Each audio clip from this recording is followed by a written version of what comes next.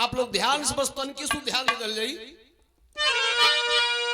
आप लोग ये महसूस कर ली कि हम बिरहा सुनत नहीं खी, हम बिरहा देखो तो नहीं, ई पर्दा पर बिरहा देखो थी, ध्यान दे ली तो ई रामकुल को कोशिश हुई स्वर बना के आवत मास्टर। वाह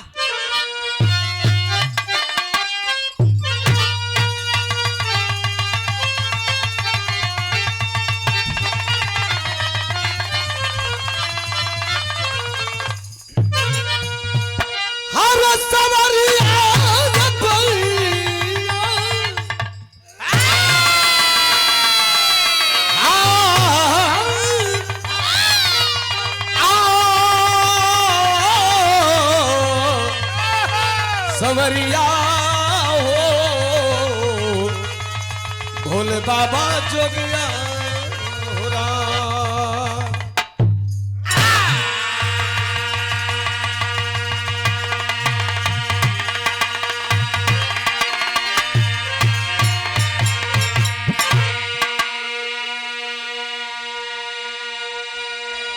हम कहिला भैया कलाकार के हुबोड़ ना होला, ये धरती पर घमंड न केहू कर रहल न रही, कलाकार के हुबोड़ ना होला। बड़ आप लोग हैं, महान हैं। कलाकार के मंच पर आप सब चाहब तो बुल्लू बना दे, चाहब तो 1 मिनट में उल्लू बना दे। आप लोगों का अदालत है, ध्यान से भी रहा के सुन जाओ। कहानी शीशा जैसन झलक जाई, भूमिका में भाव लगे था मास्टर। कंपित गगन रो पड़ी मैदानी, हिल गया है हिमालय गजब वो गया, माँ का अंचल द्रवित हो गया उस समय, इतिहास जिनका ये जीवन गजब हो गया। फुलती फुलवारी कोई की सुख ही गई, सो गया शोक में जबकि आंगन में सावन, मर गया जाके पंछी न पानी मिला, कभी महेंद्र का जीवन तो सच में है कानन।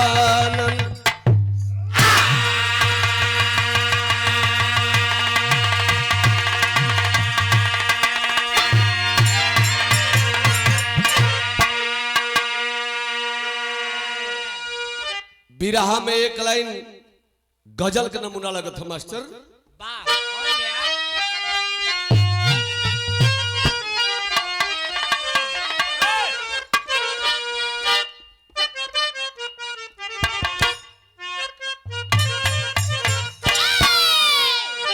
बिरहा में मंच पर रवीना जी, आपकी अदा और कलाकारी तो एक अलग है, तब का स्टेप आपका कोई नहीं मार सकता, लेकिन जो कान झाड़ रही है वो भी कोई नहीं झाड़ सकता। कान खड़ा करके हाय हाय हाय हाय ये झंडा वाला कान है। कैसे मास्टर? वाह अरे ऐसा पहली, अरे ऐसा पहली बार हुआ,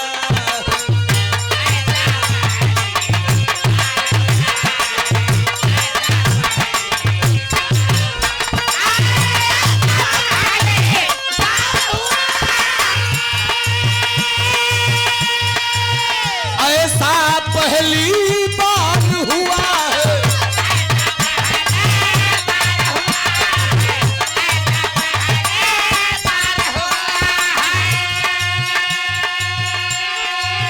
और ऐसा पहली बार हुआ है। भैया लोग हमको हमको हमको किसी से प्यार हुआ है।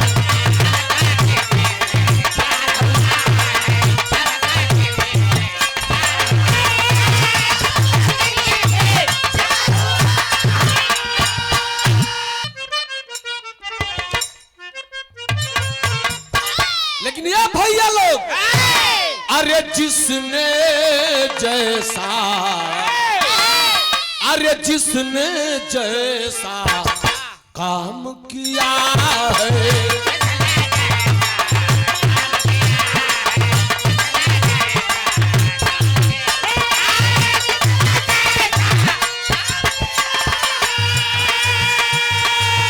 जिसने जैसा काम किया है,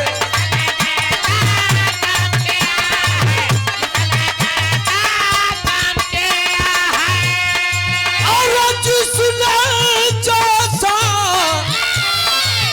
काम किया है, कहे भैया लोग उसने उसने उसने वैसा नाम किया है।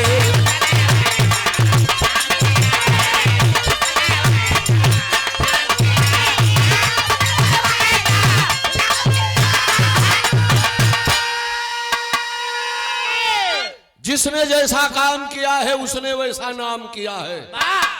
जैसन करबा गांव क्षेत्र जिला में वह गवाई बिरहा का शुरुआत हो गई।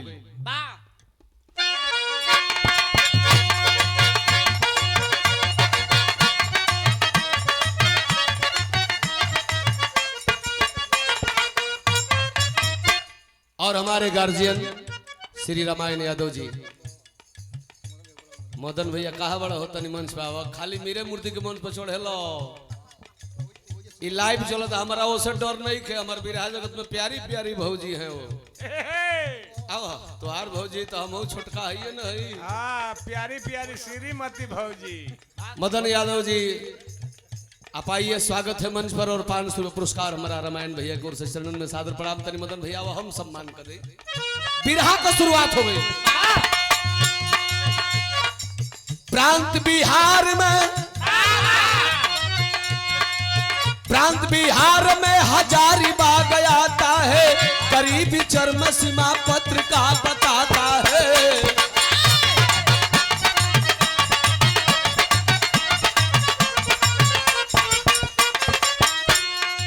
सोनवली गांव के शर्मा सूरज निवासी थे, हुई मुहताज रोटी जिंदगी उदासी थे।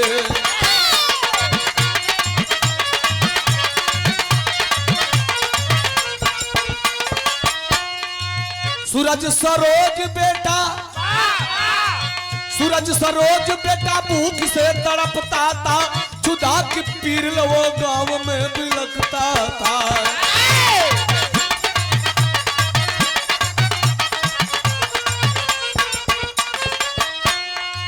गांव सोनवली,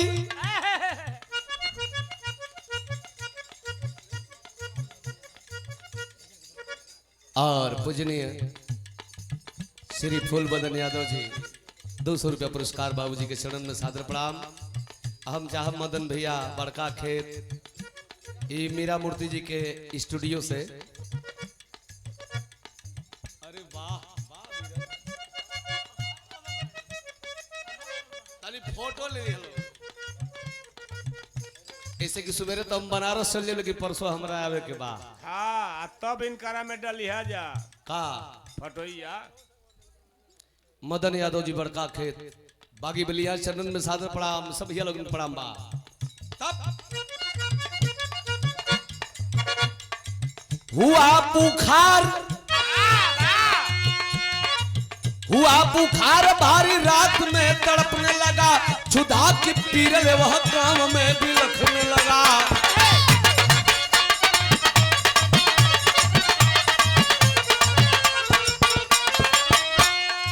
सेठ सुंदर की, सेठ सुंदर की 3 मंजिला हवेली थी, कोई औलाद नहीं जिंदगी अकेली थी।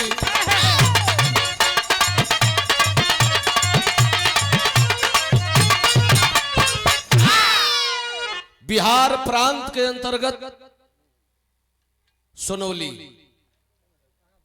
सोनवली गांव का रहे वाला गरीब आदमी जेकर नाम बा सूरज शर्मा। पति पत्नी के बीच में जैसे इनकरा बिरहा में 2 भाई माने एगो भाई एगो बहन, ऐसे ही ए बिरहा में 1 भाई 1 बहन गरीबी चरम सीमा पर हो।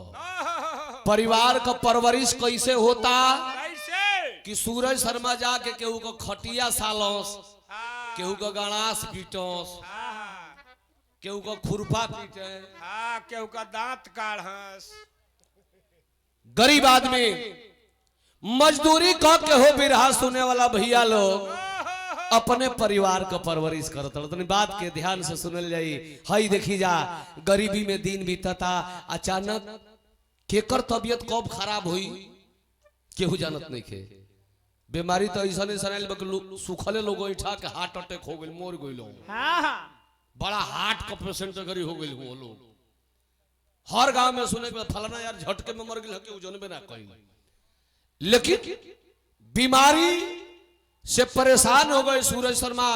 अब बीमारी से जब परेशान भइलन हो तो गरीबी में वो जो कारोबार करतलन रुखान वसूला लेके वो काम बंद हो गई।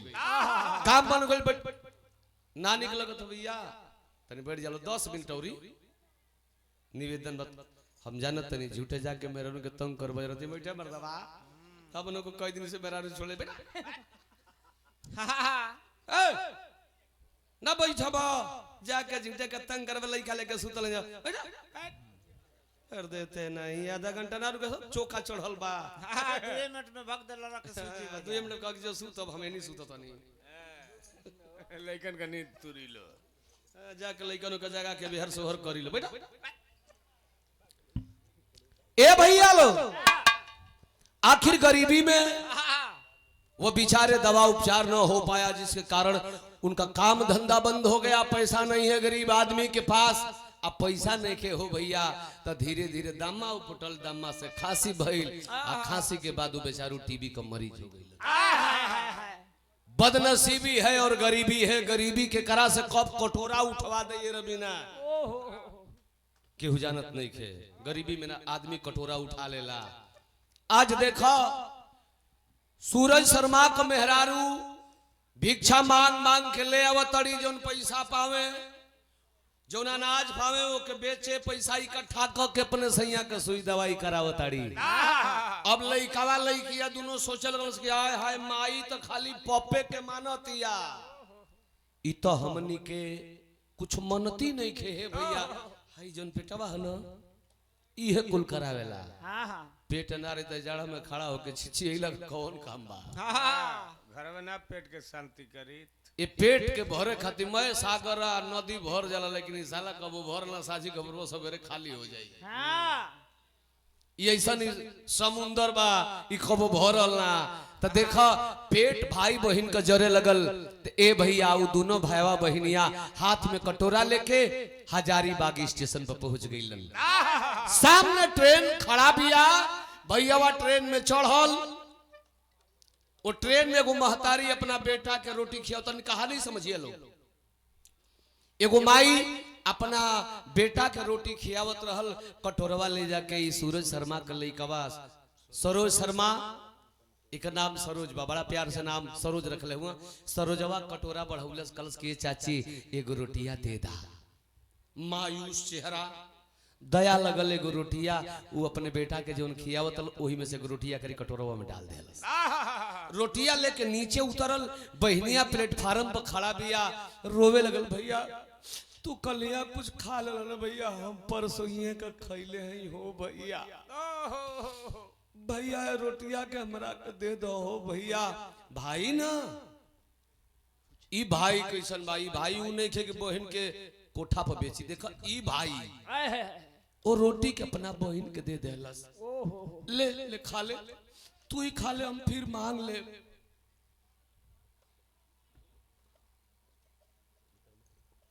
और 100 पुरस्कार हमारे भैया राजेश यादव जी। हमरा इहे नहीं बुझात कि बाबूजी जो ना बाबूजी के अंत्येष्टि क्रिया बा उनकरा 4 जानी पतो ही बड़ी।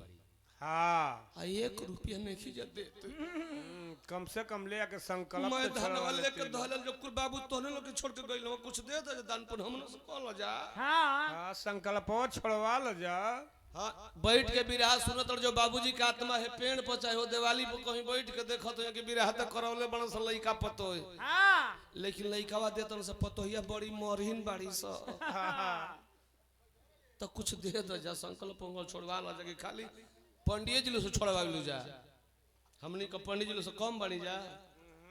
ए बाबू ध्यान भी रहा पर है।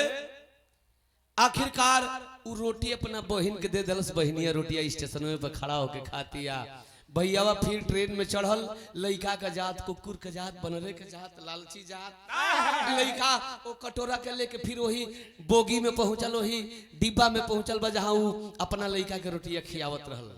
कलश की ए चाची ये गौरी रोटिया दे दा। अब वो समझ गेल कि ओ हो ई कौन आदिवासी का लइका बा, एकर आदत बिया। हे चबाक लइका हट गई, आगे बढ़ता।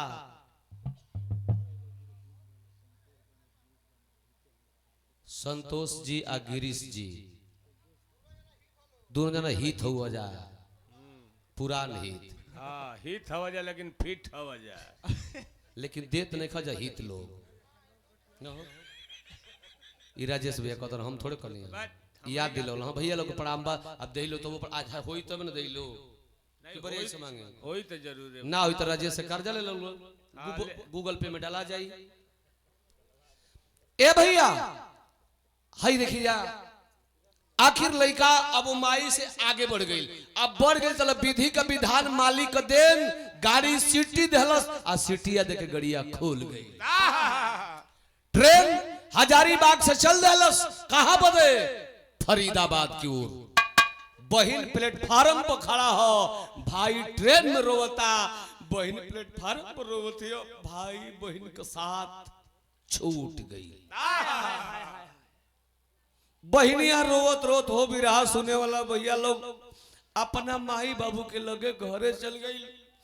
लेकिन भैया वही ट्रेन में रोवत बहनी बहनी करत फरीदाबाद स्टेशन पर जाई के 4 बजे भोर में उतरल। जाड़ा का दिन बा, कुहेरा घेर ले बा, बुखार से तड़पत बा। लवारिस की तरह लइका सड़क पर अकेले जात बा। धीरे धीरे कुहेरा हटल।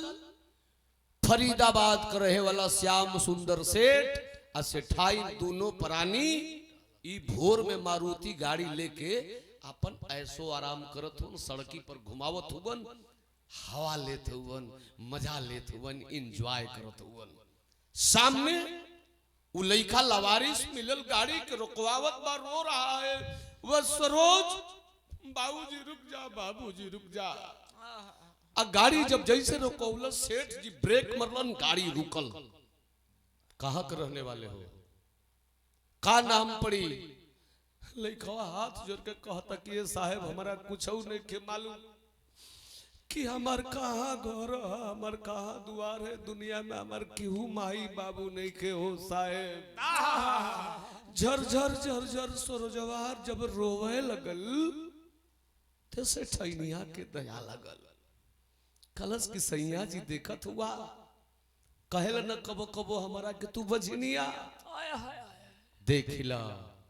10-11 साल का लइका भगवान हमके पाल पोस के भेजले हुओ, ई हमार लइका हो, एकर केहू माई बाबू नहीं के, ई हमार लइका। कहला कि हां दूसरा के खिलाए में बड़ा नीक लागेला। गप देने बिना दर्द पीड़ा के हमार लइका है। अपन खेले तू तो जब 9 मिनट होइबू तो हम न बुझाई कि कैसे लइका हो। हां लोड गियर कहां लागेला? हां आन की लइका के, अरे पगली आन का लइका खा पी के बड़ होई भाग जाई। आखिर लइका रोता, लेकिन सेठैनिया देखो दयालु बड़ा होली मतारी।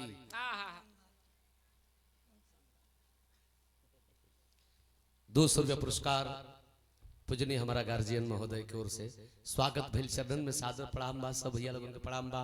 बिरहा बहुत झटके में खत्म है, लेकिन कहानी साफ समझली। देखी जा जैसे रबीना जी बिरहा के फरियौली है, तो बिरहा का कहानी जब अच्छा होले ना तो के फरियावे में ओके बतावे में तनी टाइम हो जाला।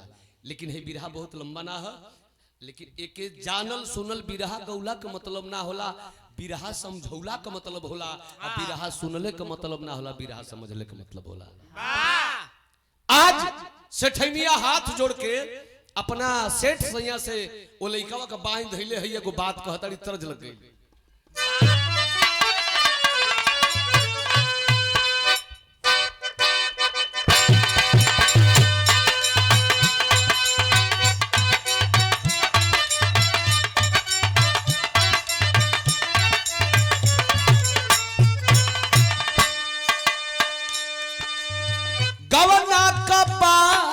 करत सैया गवना का बात अपना दिल से भूला गए रजऊ बहर से बाहर आ जा फिर हो जाई। अरे गुरुजी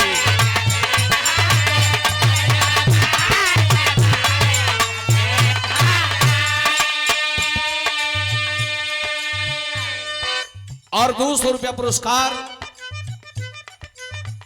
राजीव प्रधान जी आपकी ओर से स्वागत भेल धन्यवाद बा। हम जान दल कि प्रधान जो होत है कि का करतनी हम केवला के देखल नहीं कि मोबाइलिया में रवि नाम के तो देखले बानी लेकिन उ फोटो में देखले बानी यहाँ डायरेक्ट चलता उतर रोज कबाड़ी हमनी के तो कब कब कर बानी जा इ तरज रहल बाबू बिरहा का भाव जो बढ़िया होला तो तरज का मतलब ना होला। श्याम सुंदर सेठ को मेहरारू अपना सैया से कहताड़ी का कली हो का भैया कहली से ठाइन सेठ से कहली से ठाइन सेठ से ममता छछाई लइन के गोदिया ला उठाई भगवान भेजले।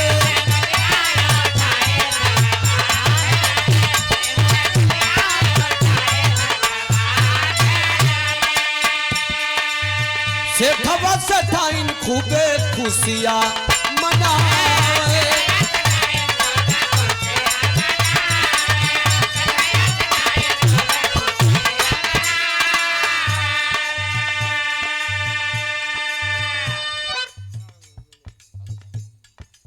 रामायण यादव जी बेलथरा रोड से भैया बताओ तो हमके मत कुछ कह लो बेलथरा रोड से मेले के लिए खड़ा होंगे मेले के लिए एमएलए विधायकी हो बेलथरो कोनो विधानसभा का हम तो जान लगे सीयर हो हुए ना 100 रुपया बहुत बड़ा हमारे छोट भाई मुकेश यादव 100 पुरस्कार भैया के सादर प्रणाम बिरहा पे ध्यान रहे। दोनों प्राणी लेके घरे गइलो हन लइकवा के त सेठवा सेठाइन खूबे खुशियां मनाए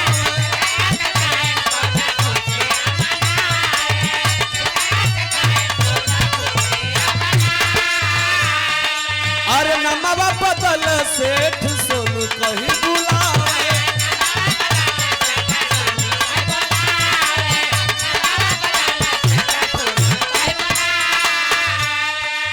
अरे लाल हो नहार देखी हियरा जुड़ाइल तो 10 पास कैलस पढ़ाई भगवान भेजले। दोनों प्राणी के बीच में कहू औलाद ना रहल पा गए 10 साल का पालल पोसल बेटा ले गए घरे कल के देख बेटा तोर नाव असली हकीकत बताओ का हो कलश के बाबूजी हमार नाम सरोज शर्मा है कल तो हाँ तो रहबे वही शरीयत पर कि तोर नाम चेंज हुई कलश कवन नाम पड़ी सेठ जी कल कि आज के बाद तो से केहू पूछी कि का नाव हो तो तोरा बतावे के बा कि हमार नाव सोनू हो अब तब तू यहाँ रहबे मरता क्या नहीं करता मजबूरी में फंसा है 10 वर्ष का बच्चा है माँ पिता मान लिया सेठ और सेठाइन को इसलिए कि दोनों प्राणी बाझ और बाझिन थे। श्याम सुंदर सेठ का जकर 3-3 गो चूड़ी का कंपनी फैक्ट्री हो केहू हवेखे वाला नहीं खे केहू रहे वाला नहीं खे अपन बेटा बनाई के वो सोनुआ के सरोज उर्फ सोनुआ के पढ़ावे लिखावे लगलन। धीरे धीरे समय बीतल हाई स्कूल में फर्स्ट क्लास जब पास भई तो अपन रिजल्ट लेके सर्टिफिकेट लेके एक दिन अपना घरे आइल बा अपना धर्म कमाई अपना धर्म का बाबू सेठ सेठाइन से कहता कि माई देख हम फर्स्ट क्लास से पास है बधाई दुआ दोनों प्राणी देतन जाए दे बेटा बुझा तक हमनी का कारोबार के तू संभाल लेब बड़ा खुश हुआ खानवा खा के जैसे बहरवा निकलल आ तबले 2 गो भाई बहन का जोड़ी हाथ में कटोरा ले दोनों भिक्षा मांगल ओकरे दुआरी पाई के खड़ा हो गइलन। कहलन से कि ए भैया हमनी का सबका घरे एक एक रुपया मांगे ली जा और तू सेठ का बेटा हुआ हो भैया तो हमनी के दोनों भाई बहन के 10-10 रुपया दे दा। आ 10-10 रुपया जब दोनों भाईवा बहनिया मंगलन सब भीख मंगा तई सोनुआ झरझर झरझर रोए लगल। याद आ गया उसको कि मेरा भी दिन एक दिन इसी भाई बहनों जैसा था। हम एक दिन अपना बहन के संगे हजारीबाग स्टेशन पर भीख मांगत रही। हमारा बहन से साथ छूट गई। पता ना हमार बहन कौना घाटे लगल होई। झरझर झरझर जब रोवत बा उ दोनों भाईवा बहनिया पूछे लगलन से कि भैया काहे रोवत बा। कलश के रे पगला हम पैसा देहला खातिर नाही रोवत हई। एक दिन तोहने जैसन हमरो भाई बहन का जोड़ी रहल। हजारीबाग स्टेशन पर हम ट्रेन में रहली, बहन प्लेटफार्म पर रहल, साथ छूट गई। पता ना हमार बहनिया कौना घाटे लगल हुई। 10-10 रुपया दे के दोनों के विदा कैलस। आ जब विदा कैलस हो बाबू देखा सोनुआ हाई स्कूल पास कई ले बा। गांव का नाम ओकरा याद बा सोनौली बिहार। अपना बाबू के नाम से बिरहा सुने वाला भैया लोग एगो चिट्ठी लिखलस। आ चिट्ठिया में का लिखलस एक लाइन माई बहन लोगन का तरज बाई जा।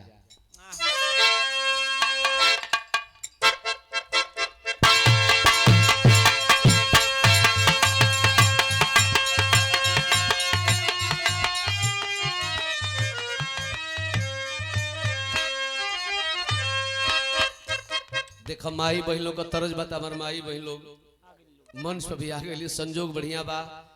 दाने दाने पर लिखा है खाने वाले कर बिना कुछ ना कहलो बिना कहनी रुक जाले साहब का बेईमानी ना होके चाहिए एकदम दोनों से होके बरोबर।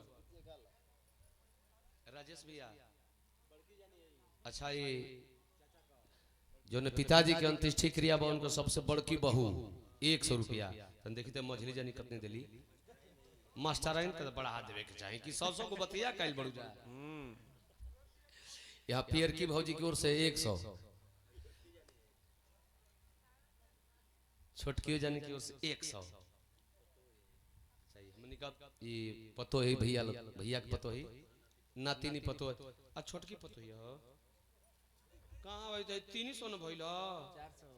अच्छा एगो पतो ही कह एक जानी बेईमानी कैले बड़ी तो सूत गइल बड़ी ना ही जायदा। प्रणाम बा सब लोगन के। पिताजी का आत्मा जहां कहीं होके देखा इकुल कैला धैला से अपन आद औलाद देखेला तो करेला। हाँ कुछ लइका आजकल ऐसा हो गइल बना सके पैसा के एथी में वो अपन माई बाबू के क्रियो में नहीं खसावत, वो लोग को नहीं खसावत। हां भैया सही बात। तब वहनी के लइका देखे कि पापा ना आई रहल पापा बाबा के मुआला में तो वो मुए तो हम ना आई। तो होके के चाहिए चरण स्पर्श बा कुल जानी के सब लोग प्रणाम। बिरहा पर ध्यान रहे। माता बहनी तर्ज के गावेली का गावेली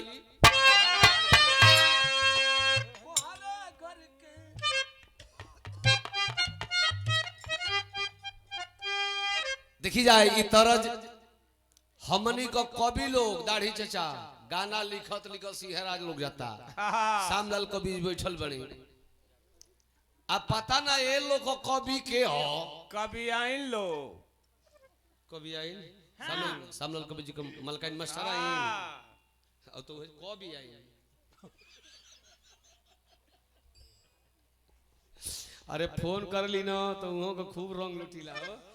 गाजीपुरियो जी कौनो गाजीपुरियो कवि जी को सब रहे कभी सुनी हमके काजी कवि आइन बोली ना। हां कवि आइन तई माई बहन गावेली कैसे गावेली कैसे दो स्वर दो। अरे कोहरा घर के अरे चिकन मटिया कोहरा घर के चिकन मटिया घरिला बनौली राम घरिला ले के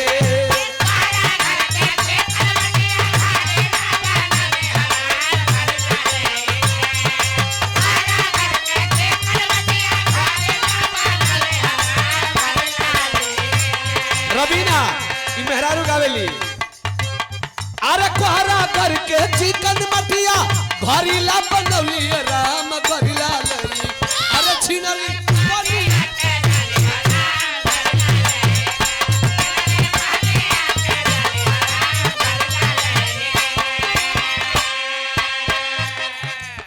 कई रंग का गावेली कई रंग का नाचेली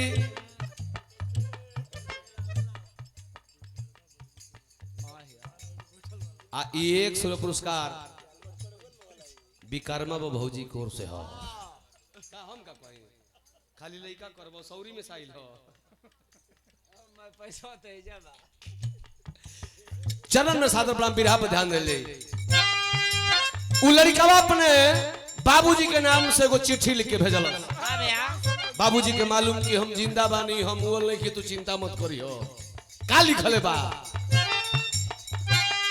अरे गाँव सोनावली चिट्ठिया लेली सूरज चिट्ठिया पले हो रात चिट्ठिया लेली के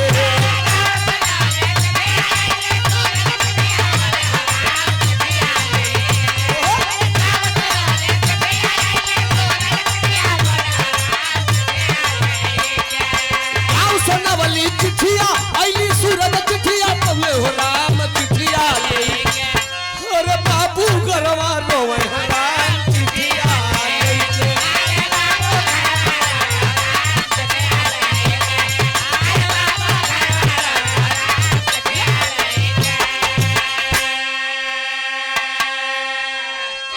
ए भैया घरे चिट्ठी डाक मुंशी लिया के दे गई आ चिट्ठी जब पौलन निरक्षर आदमी सूरज शर्मा चिट्ठिया पौलन है कहत न कि आखिर ई हमारा नाम से चिट्ठी के भेजले बा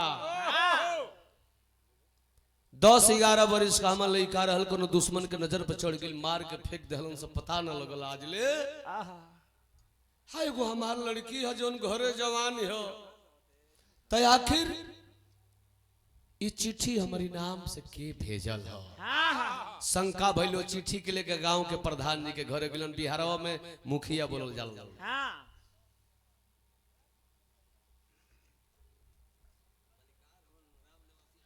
और श्री राम निवास यादव जी मल्लिकार महोदय घर के रवीना जी हम लोग खाली भइल हो हम चाहते कि बिरहा में झटके में 5 मिनट में गाय के नंबर दे दी हई लोग हो उनके सूते में देखा हो कमारा ओढ़ के मुड़िया गाड़ा तना लक्ष्मी प्रियदर्शी जी नथमी जी बहुत प्रणाम सकल पंचलन प्रणाम बा ए बाबू सूरज शर्मा रोवतन प्रधान जी के घरे चिट्ठी गई प्रधान जी चिट्ठी के खोलन हो आ खोललन तो में अपन मोबाइल नंबर लिखले बा बाबूजी के मालूम कि हम ठीक बानी माई कैसे बिया तू कैसे बाड़ा आ हमार बहिनिया सुमनी कैसे है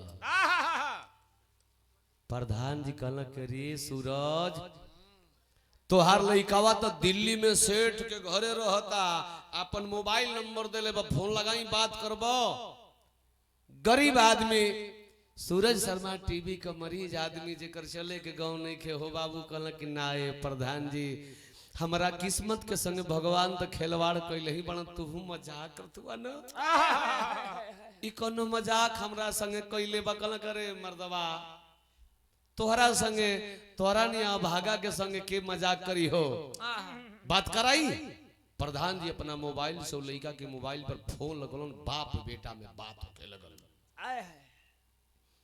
बहन का समाचार पूछता सोनुआ कलश के बाबूजी बहनिया कैसे है कल के बहनिया तो बेटा तो ठीक है लेकिन तोर बहन जवान हो गई है हमारा लगे 1 रुपया नहीं खेरे बेटा कि तोरे बहनी के बियाह करी है गांव के लोगन के आपन इज्जत आपन आबरू आपन बहन बेटी बुझाइल तो केहू 100 रुपया केहू 200 रुपया केहू 500 रुपया केहू 1000 रुपया देके चंदा लगा के तोरा बहनिया के बियाह लोग तय कैले बारे बेटा तोहर मन करी तो यह हो बाबू ना मन करी तो मत यही 11-12 साल से भैया छोड़ के भगले ना हुआ कलश के बाबूजी तू चिंता मत कर बिल्कुल हम बहन के बियाह में आई आ गांव का लोग जितना तो के चंदा कर्जा देले हुए न बाबूजी हम सबकर चुकता कर दे। हम सेठ का बेटा हो गए बनी, खाली तोहरे बेटा नहीं की, हम सेठ का बेटा, हम 3-3 फैक्ट्री का मालिक बने वाला है पापा। बाप का कलेजे में कुछ संतोष हुआ। आखिर भइल है का बाबू?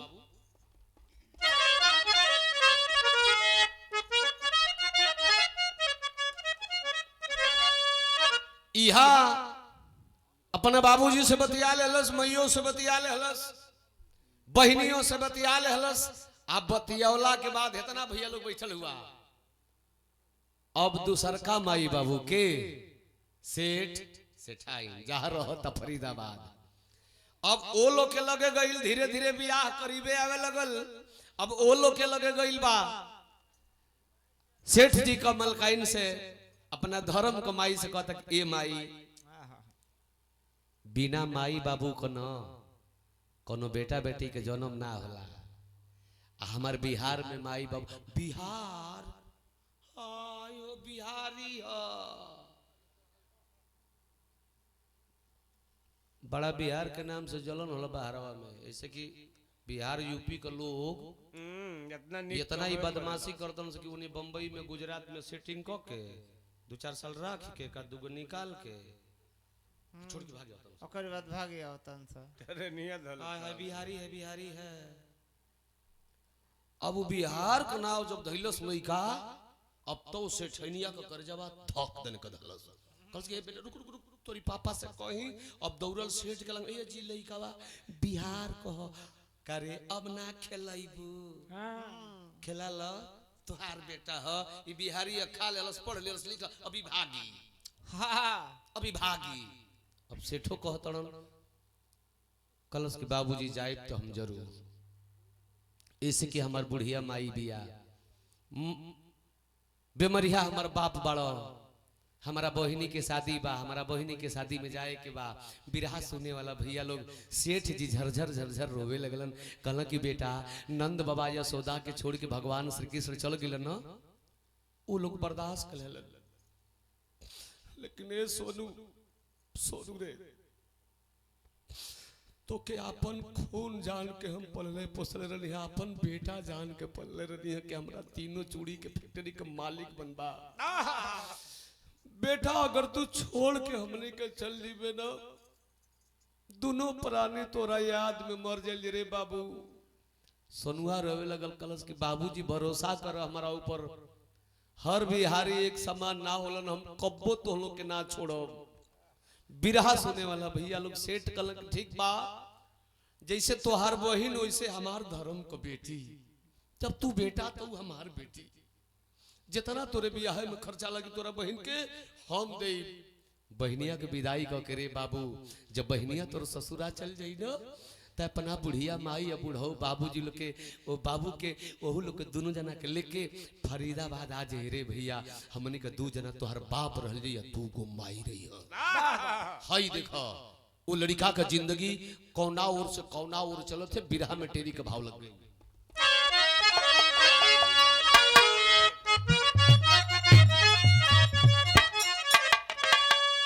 हरे मिटाई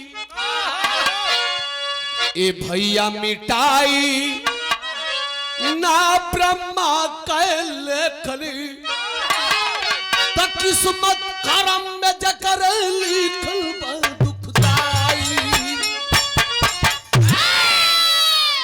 किस्मत करम में जकर लिखल बा दुखदाई, तो मिटाई ना ब्रह्मा कले। और पूजनीय श्री विजयमल यादव जी 100 रुपया पुरस्कार, चरणन में सादर प्रणाम। सब भैया लोगों के प्रणाम में इतना शांति से बिरहा सुनत हो लोग। आखिर लइकवा जहिया अपना घरे आवत बा, वो दिन सेठ सेठाई दोनों प्राणी अपना बेटा के फरीदाबाद स्टेशन पर ले लन। एसी में ओकर टिकट बुक बा, ओकर बहिनी के शादी में सहयोग राशि का दिले हो, विदेशिया के भाव लग गई कि छोड़ले फरीदाबाद सोनू जब शहरिया के, अरे रुपया नगद कुछ ड्राफल खजाना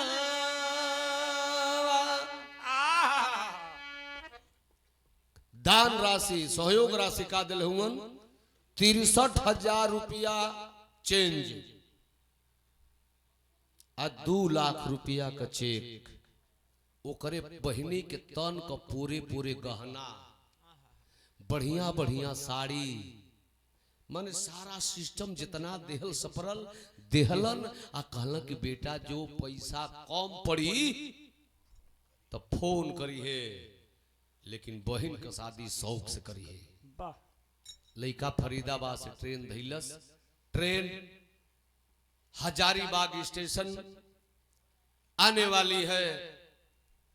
लइका ट्रेन में बा लेकिन बिरहा में सुने वाला भैया लोग प्रदेश का हो रबीना प्रदेश का हो प्रदेश दिल्ली बंबई कलकत्ता ना प्रदेश ट्रेन हो जौना से जात हुआ उहे प्रदेश हो वहां सावधानी से चल गई लो तो जहां उतरबो जब भैया बाबू काका काकी सब मिल जाई लेकिन ट्रेन में सावधानी हटी तो दुर्घटना घटी।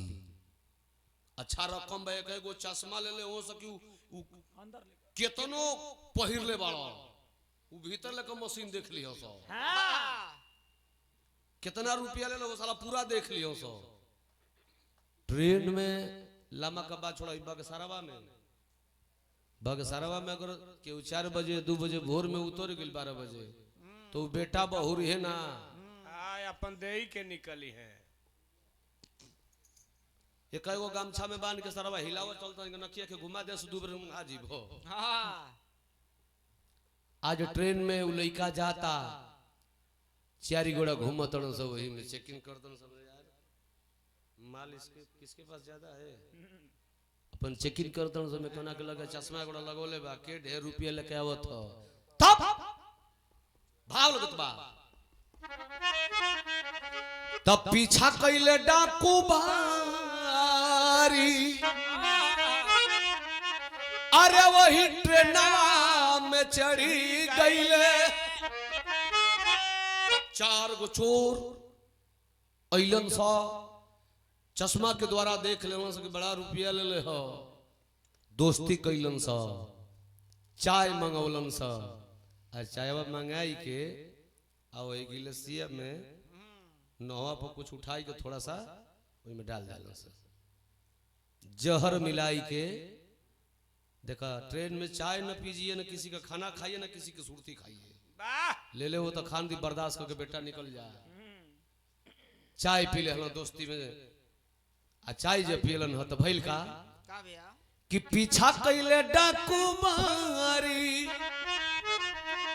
अरे ट्रेनवा में चढ़ी गईले अरे गरिया में लईली हल्ले ओकर अल्हर रे पाराना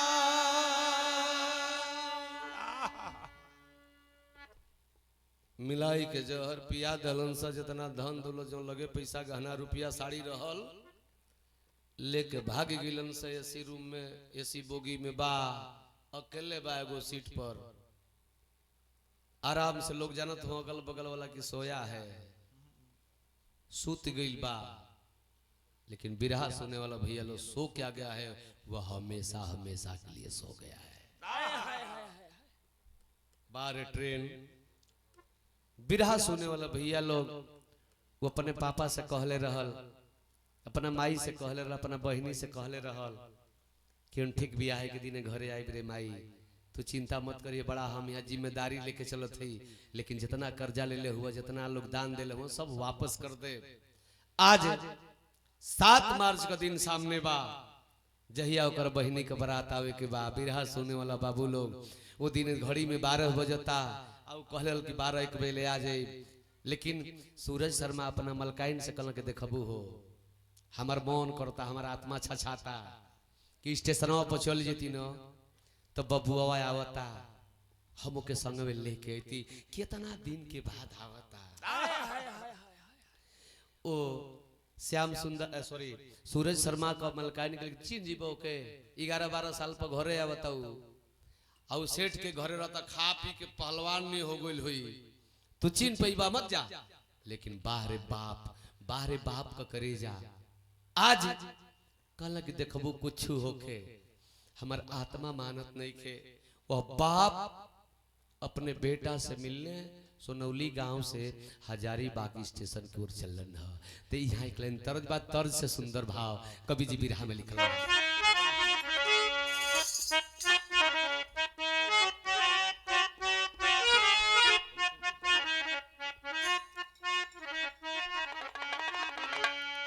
एक बाप के दिल में बेटा से मिलने की इच्छा है, मेरा बेटा आ रहा है।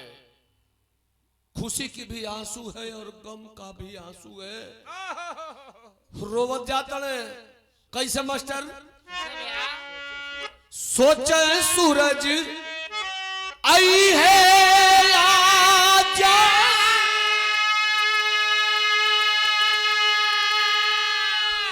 अरे हमरो लाला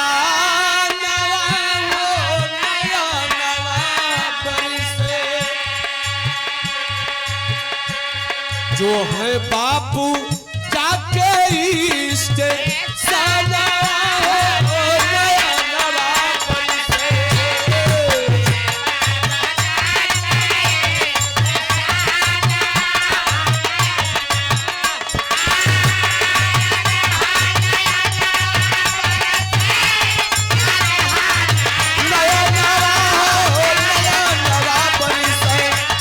जो है बापू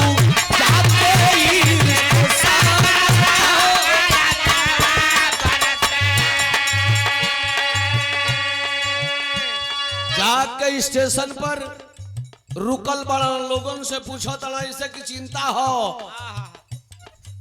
घरवा बेटी के बारात आवे के हो, यह सोच के गइलन आदमी है ना, सोच के कहीं जाला कि जाई बा पर दिन चली आई, लइका बा रहे के बजले आवे कहले बा चली आई। लेकिन स्टेशन पर जब गइलन हो बड़ी भीड़ लागल बा, केहू अपना बेटा के लिए आवे खातिर, केहू अपना भाई के लिए जाए खातिर, लोग गाड़ी खड़ा करके इंतजार करता।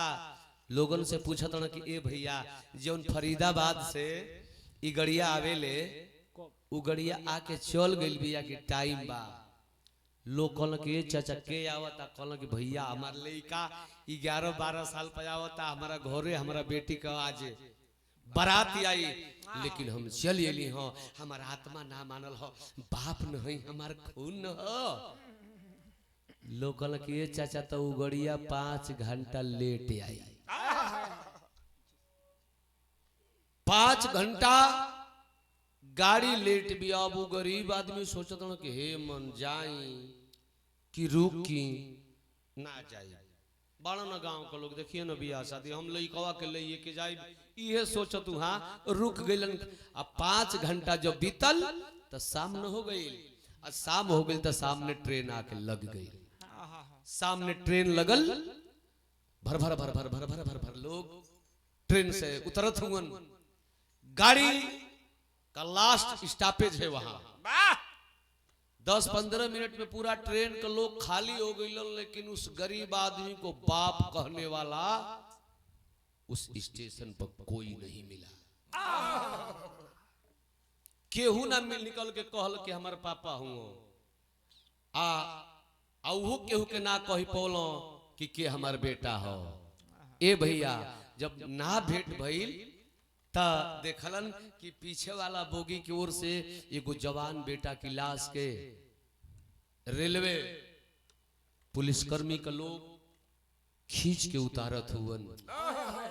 लगे गइलन, दौड़त ना प्लेटफॉर्म पे, ये माथ से वो माथ ले, कहीं से हमारा लड़का उतर जाओ, हम ओके चीन जाई। सबसे पूछल जवान लड़का सुघर देखल, ए बाबू तू सरोज हुआ ना चाचा, ए बाबू तू सरोज हुआ ना चाचा। ए तरह करते में लोग चल गइलन। आज लाश के जब नीचे लोग उतरलन ह, ओकरा पाकिट से जब डायरी खींचलन तो ऊपर लिखले रहल सरोज शर्मा उर्फ सोनू शर्मा, ग्राम सोनौली बिहार। इतने तो बतिया पुलिस के जवान जब पढ़लन है कल कि आई हो भगवान, ये तो हमारे हीरा हुआ, ये हमारे बाबू। मूर्छा खा करके वह बाप उस प्लेटफार्म पर सबके सामने गिर पड़ा। पुलिस के जवान पूछत हो चाचा काहे रो तो कहला कि ए बाबू ई लइकवा हमरे लइका और हम ही नहीं खाती इंतजार करते जबकि घरवा हमारा सुमनी बेटी का शादी बा ओ साहब हमारे बेटिया का शादी कैसे होई कैसे बेटी का शादी करब। रेलवे सुरक्षा कर्मी के लोग जीआरपी के लोग कहलन कि चाचा तुम अपने घर जाओ और हम तुम्हारे बेटे की लाश को तुम्हारे दरवाजे तक पहुंचा देंगे।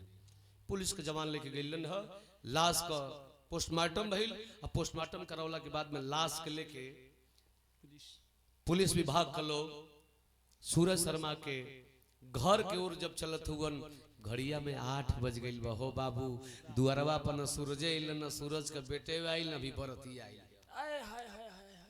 सबे परेशान बा। तबले एगो 4 चक्का गाड़ी का लाइट का फोकस जब दुआर के ओर पड़ल तो गांव के लोग यह समझल कि ओहो बारात रहित न तो कई गो गाड़ी रहती सा, एगो गाड़ी भी है एकर मतलब कि सूरज के लइका सेठ न हो गइल बा। रिजर्व गाड़ी क के अपना बाबूजी के लिया के आवता अचरा में। हो बाबू अछत ले रहल बुढ़िया ओ कमाई कि दामाद जी अइहन त ई अछत मारब। सबसे आगे आगे दौड़त उमाई और 4 चक्का गाड़ी के लगे पहुंचली हो। जब 4 चक्का गाड़ी खड़ा भइल तो गाड़ी रहल पुलिस का। पुलिस का जवान एक उतरा पूछ रहा है कि दादी सूरज शर्मा का घर किधर है। आज तबले बुढ़िया भर कवारी वही पुलिस वाला के धोई के झरझर झरझर रोवे लगल। कलश करे बाबू तू इतना बड़ हो गईले, तू इतना बड़ियार हो गईले, अपने बाबू के घर का पता पूछत रही रा तू। अरे हम उहे तोर माई है जो 9 महीना तो के घर में ढो के पैदा कैले रहनी रे बाबू। माई रोवे लगल, पुलिस का जवान भी रोने लगा। कल करे चाची मैं तुम्हारा बेटा नहीं हूँ, मैं पुलिस का आदमी हूँ, बेटा से मुलाकात करोगी। पिछवा गईलन जिपिया में से। हो बाबू लसिया के जब लोग उतरलन हम माई जब अपने बेटावा की लाश के देखलस तो हमारे बिरहा का आखिरी तर्जबा।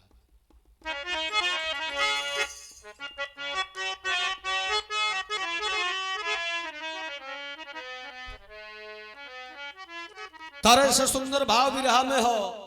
माई जब बेटवा का लाश देखलस त कहल जला हो भैया कि अमृत का धार केहू कितना पियाई हो भैया एगो माई बिना, कैसे करे जावा जुड़ाई हो भैया एगो माई बिना। आज हमरे रामायण भैया का बेटा जो 2 हुवन वो माई का कोख कन देन बागी जो दोनों बेटा आज सर्विस में हो गईलन हैं। तो माई का दूध में दम होला। देखा आज बाबू महतारी अपने बेटा के देख के रोवतिया। कैसे रोवतिया कि लसिया देखत माई गिरली धारतिया, मच गईले भारी हाहाकार।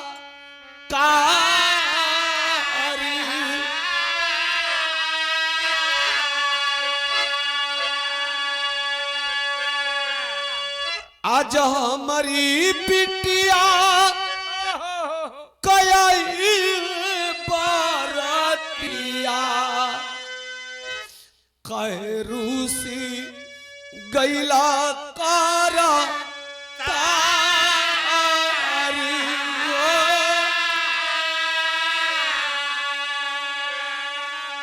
हम कैसे जियब हो मालिक, हम कैसे जियब हो भगवान। माई रोवतिया अछतिया पर बैठवा के पीटत हो।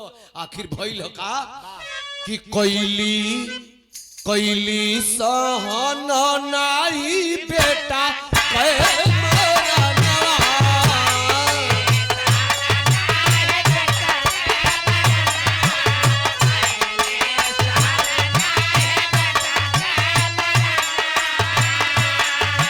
अरे कैली सहन नाही बेटा के मराना, कैली सहन नहीं बेटा के मराना। माई छोड़ी चली संसार।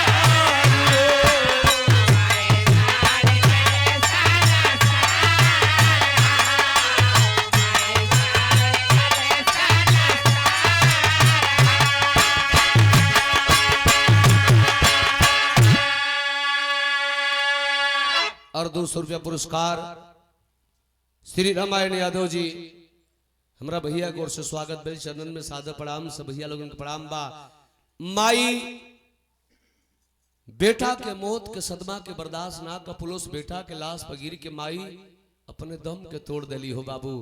माई का हार्ट अटैक हो गई। भाई देखे गो गरीब के संगे ई भगवान कौन काम कर दड़े जेकरा घरे जेकरा दुआरे पर बारात आवे के बा आज ओकरे दुआरे पर दू गो लाश हो गई। ए बाबू अब देखी प्रधान जी वो गांव के मुखिया जी एगो बात सोचल हां कि इतना मेहनत क के अभी हवा तय कैले बनी जा अगर आज के रात सुमनी का शादी नहीं की जा कह दे तो फिर जमाना ये दुनिया के लोग ओके बड़ा ताना मरी हन ओकर शादी भी ना हो पाई। गांव के लोगन का तुरंत मीटिंग कैलन हो आ कहल के भैया जैसे चंदा देले हुआ लोग वैसे एकजुट होके एगो काम करे के पड़ी कि दोनों लाश के छुपा दो लोग अब बियाह कर दे जा सवेरे लाश का दाह संस्कार हुई भगवान के जौन करे के बतन तो कई देहलन आखिर भइल का बाबू उहे काम भइल दोनों लाश के चोरावल गई आ लाश के जब लोग चोरौलन हो शाम होई गइल बा आ आखिर 9 बजल 9:30 बजे बारात दुआरे पर आ गई। जब बारात द्वार पर आ गई देखो बाहर प्रधान जी में नमस्कार करना चाहता हूँ ऐसे मुखिया को प्रधान जी करौलह का अल्लाह में भाव लग गए।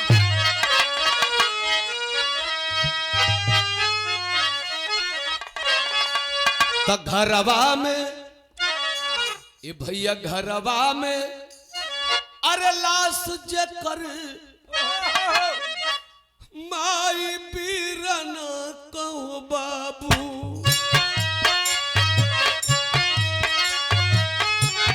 गौआ का लोग लियल बतिया रे छिपा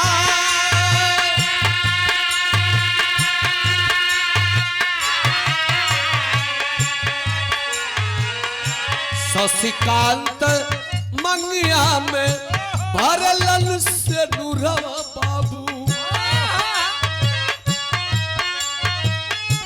रोवली सुमनिए बाबू खूब पीलखा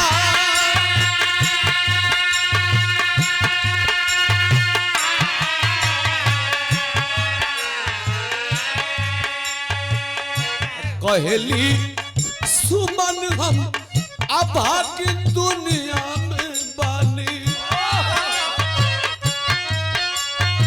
अरे माई और भाई के गैली सदिया में हम था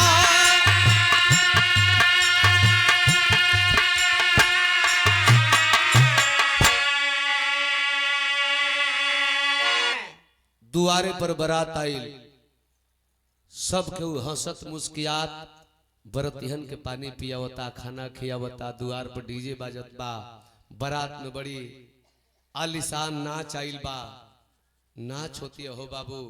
लेकिन जौने समय शशिकांत दुल्हा अपने सुमन दुल्हन जो बनने वाली लड़की है उसके मांग में जब सिंदूर डाल दिया तो बीच मड़े में फक कर रो दी कि आखिर हमार भैया आवत रहलन इतना दिन के बाद छोड़ के गइलन हमार भैया आइलन तो हमारे शादी के कारण हमार भैया मर गइलन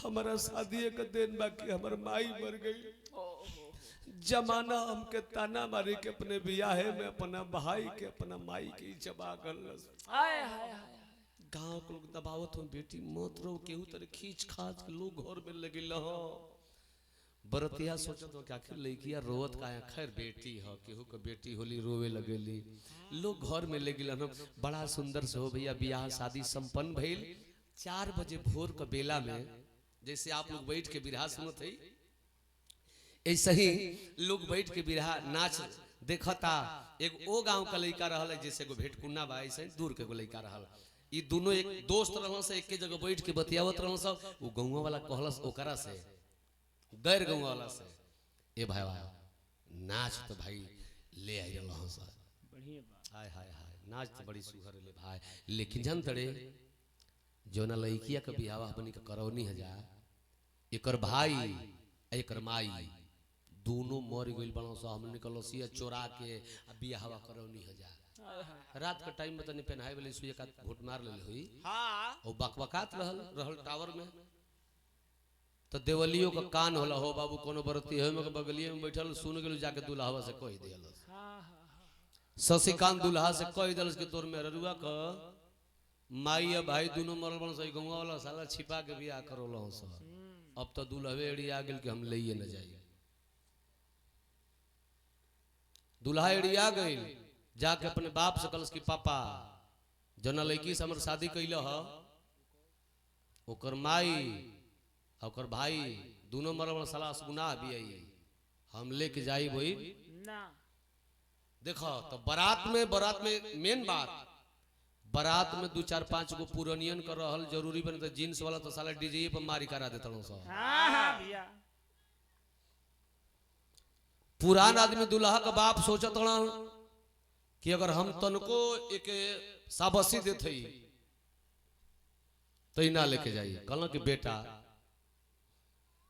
कहल तो अपन करब लेकिन बाप वही तो एगो बात समझाओ थी तोहार बियाह लड़की से न भइल तब का उ लड़की जिंदा है ना ओकर माई से ओकर भाई से तोरा बियाह नहीं न भइल रे पगला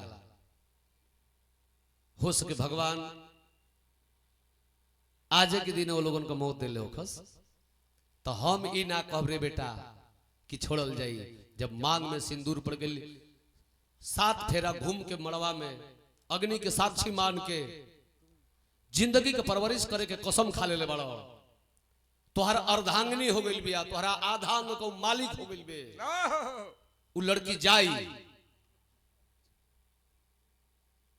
उ लड़की जाई तो दुलावा कलश के बाबूजी जब तोहके ठीक है तो हमार अर्धांगिनी हो गई तो हमार आधा अंग ओकर हो गई ओकर आधा अंग हमार हो गई तो जब ओकर शरीर अछूत हो गई तो हमरो शरीर अछूत भइल तो एगो काम कर तब तू बारात सवेर होइए गेल बारात लेके घरे जा हमके ही जे छोड़ दो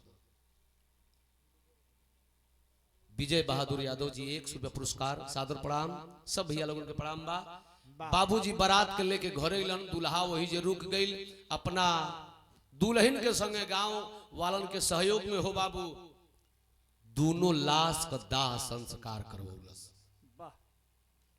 दोनों लाश का दाह संस्कार भइल सूरज शर्मा अपना बुढ़िया के मुंह से आगे देवे के भइल तो तनको हिचक ना कैलन लेकिन जौना समय अपने जवान बेटवा के मुखे से मुखनी आग देवे जब गइलन ह तो कवन ऐसन बाप होई हो कि जना बाप के कही लाठी और लाठी बुढ़ोती में टूट जाओ और बाप वो सदमा के बर्दाश्त करे मूर्छा खा के गिर गिलन हो जे लेकिन गांव के लोग समझौलन अरे सूरज जे जियता उ आपन बा जे मर गइल उ दुश्मन हो गइल उ पराया हो गइल भूल जा उ तुहार नहीं खे अब उ भगवान का प्यारा हो गइल तुहरा संतोष करे के पड़ी अग्निदान कर अग्निदान करके हो भैया दाह संस्कार करके सब परिवार घरे आइल एगो झोपड़ी में एगो घर में धिया दमाद दोनों सुतल हुआ आ एगो घरवा में सूरज शर्मा सुतल बड़न सुतल सुतल इहे सोचतन कि हे भगवान हमारा जिंदगी में का तू इहे लिखल रहल आज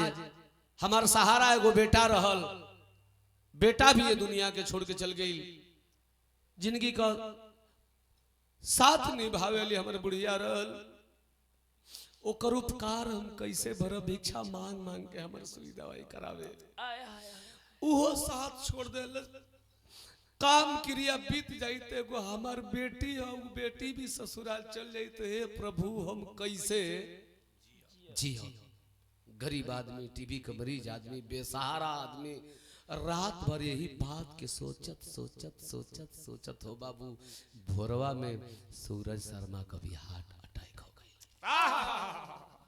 बारे भगवान यही आपकी लेखनी एक गरीबी के चलते एक गरीब का परिवार ही उजाड़ दिए आप बिरहा सुने वाला भैया बाबू लोग सबेर भइल बा सुमनी जब अपना बाबूजी के जगावे गइल तो बाबूजी कोनो जियत और बाबू तो काठ नहीं कड़ेर हो गइल बड़ो आ जब काठ नहीं कड़ेर हो गइल हुमन ए भैया आखिर बाप का मरल चेहरा जब सुमनी देखलस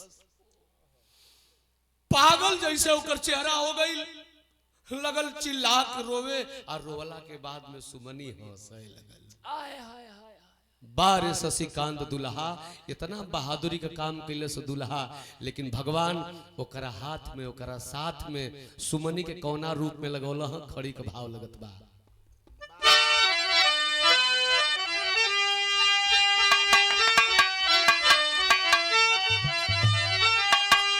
अरे दुख में दुख मिलल सुमन के फाटल छातिया, तब बेटी कैली अस्पताल पागल मतिया।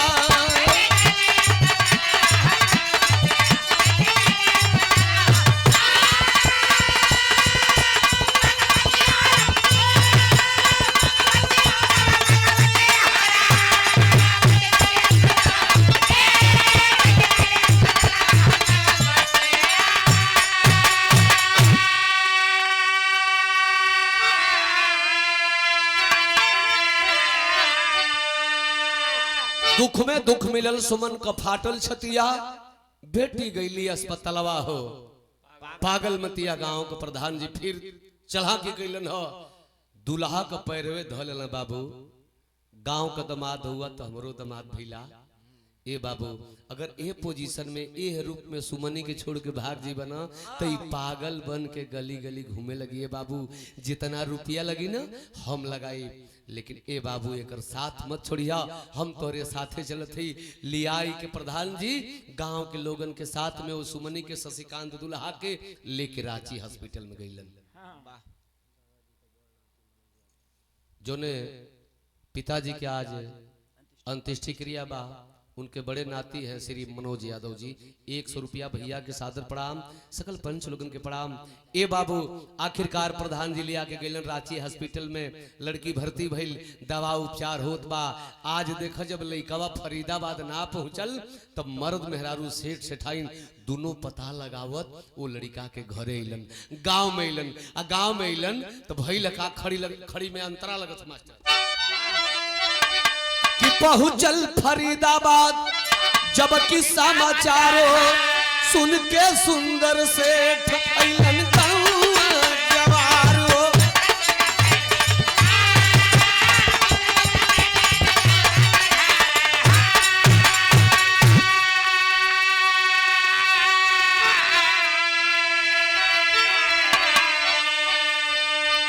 सेठ सेठाइन अइलन हो, अइला के बाद में समाचार पौलन हो कि बेटा अपना माई बाबू के संग मर के स्वर्ग लोक की ओर गई। हमने के बाज बाजिन रहनी जा, आन के औलाद से आन के बेटा से अपन हृदय जुड़वावल चाहतनी जा। बेटा हमने के दुनिया में नहीं के समाचार जब मिलल तो सेठ जी कहलन कि भले हमारे बेटा मर गई, लेकिन मैं अपने बेटे के नाम से इस गांव में काम करके जाऊंगा कि जब तक दीवाल खड़ी रहेगी मेरे बेटे का नाम उस दीवाल पर लिखा रहेगा। सेठ जी कहलन का कि इंटर कॉलेज बनवाला देख के थतियू, बेटी गईली अस्पतालवा हो पागल मतिया। अपने बेटा सरोज उर्फ सोनू शर्मा के नाम से इंटर कॉलेज बनवाना, जितना रुपया लगल कहला कि अब के बटले बा दुनिया में, विद्यालय बनवा के हो बाबू। सेठ जी सेठाइन के लेके फिर फरीदाबाद गईलन। आ तब तक बहनिया ठीक हो गई। अब बहनिया ठीक भइल हो बाबू तो अपने साजन के साथे ससुराल चल गई। और ससुरारी जब चल गई ए बाबू आखिर भइल का कि सुंदर सरोज सोनू नमवा लिखाई, आ काम बाटे जारी अखबार बतलाई।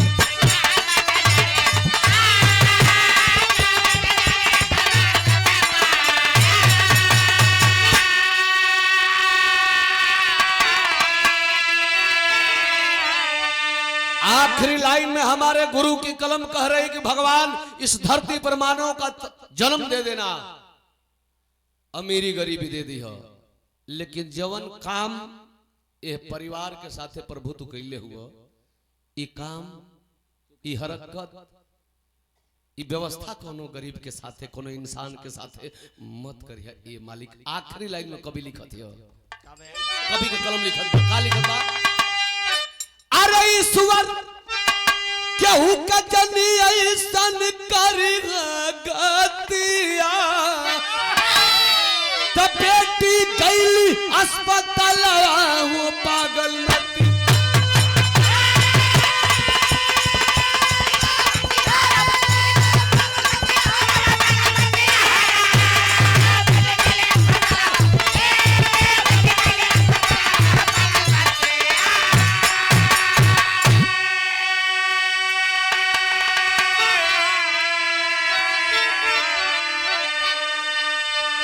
बिरहा हमारा समाप्त हो गई। खानदान के परिचय में मास्टर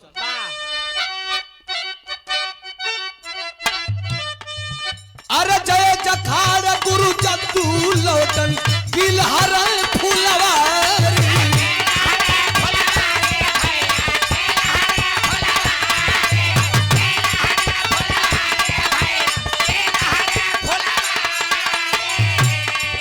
अरे श्री नारायण गंगा सागर रामनाथ गुणकारी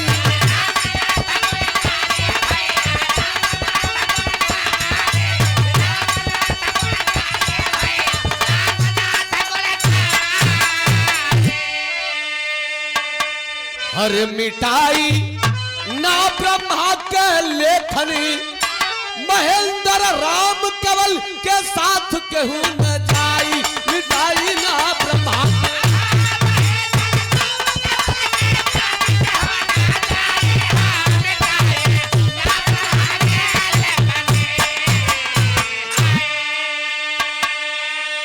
बिरहा सुनिए आप लोग वाह और बहुत ही सुंदर धुन तर्ज रहल राहुल ए महाराज हमरा समाज में नहीं खे आवत किरुआ कब रोई ना कब हंसी ला वाह अनलिमिटेड बनी मतलब कि कभी भी कुछ भी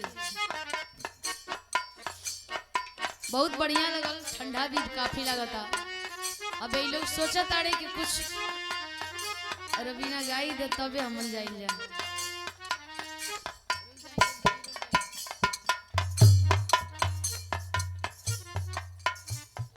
अब एगो निर्गुण हो जाओ धुन अरे ई लोग के तो केतनो दिया जाए ई लोग कुछ देवे वाला बा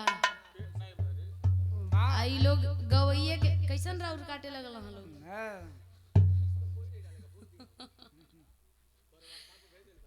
आई अब वो कहाँ गई जे रनी है विदेश की कहाँ तो रहीला हाँ जीजा जी तनी बोलाई जीजा जी के यारो पिज्जा बनावस कुल बहुरानी लोग आई रही हजा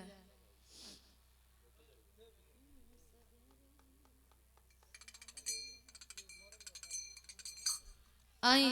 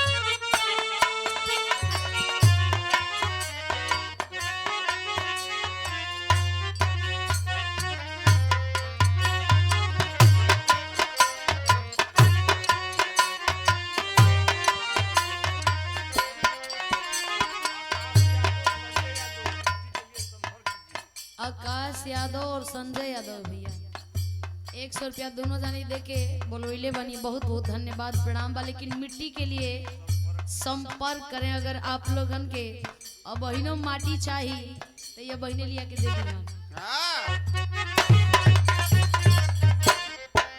ये क्या इनका जीजा जी रुका गुरुजी रुका। अच्छा यहाँ के जीजा जी हो ना। अच्छा आप विदेश में बने जीजा बना